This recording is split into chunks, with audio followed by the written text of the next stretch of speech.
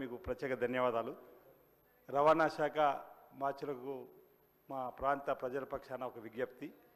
వేములవాడ శ్రీ రాజరాజస్వామి సన్నిధిలో ఉన్నటువంటి వేములవాడ బస్ డిపోకు 20 బస్సులు కావాలని చెప్పిన ఒక ప్రతిపాదన ఉంది. సుదూర ప్రాంతాల నుంచి వచ్చేటువంటి భక్తులకు మెరుగైనటువంటి రవాణా సౌకర్యాలు కల్పించడానికి కొత్తగా బస్సులు కేటాయింపు చేయాలని చెప్పని, దాంతోపాటు సిరిసిల్ల డిపో, కోరుట్ల డిపో, జైచా డిపో అయితే వేములవాడ దేవాలయానికి అనుబంధంగా ఉన్నటువంటి 4 ప్రాంతాల్లో కూడా బస్సులను కొత్తగా పెంచినట్టయితే బస్సుల సంఖ్యను సుదూర ప్రాంతం నుంచి వచ్చేటువంటి భక్తులకు మరి మెరుగైనటువంటి సేవలు అందించే అవకాశం ఉంటుంది. కాబట్టి నేను మీ ద్వారా ఈ ప్రభుత్వాన్ని కోరుతాను, గౌరవ మంత్రివర్గాన్ని విజ్ఞప్తి చేస్తా ఉన్నా.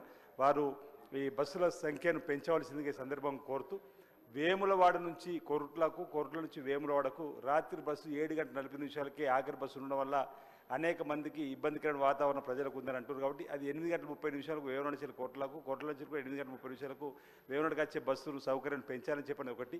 హైదరాబాద్ నుంచి పోయే బస్సులు కూడా ఆ ప్రాంతానికి రాత్రి తర్వాత వస్తలేవంటూ దాన్ని కూడా ప్లాన్ ప్రకారం ఇవ్వాలని చెప్పని మంత్రి గారిని కోరుతూ, ఈ సందర్భంగా మరి రెవెన్యూ శాఖ మార్చులు పొంగులేటి శ్రీనివాసరెడ్డి గారికి ఇంత ప్రశ్నలో నాకు అవకాశం ఇవ్వాలని కోరిన.